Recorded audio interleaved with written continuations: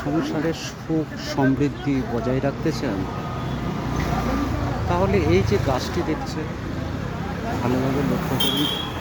ফুলটি দেখুন। বাড়িতে টবে হলেও এই গাছটি লাগান। যদি এই গাছটি লাগিয়ে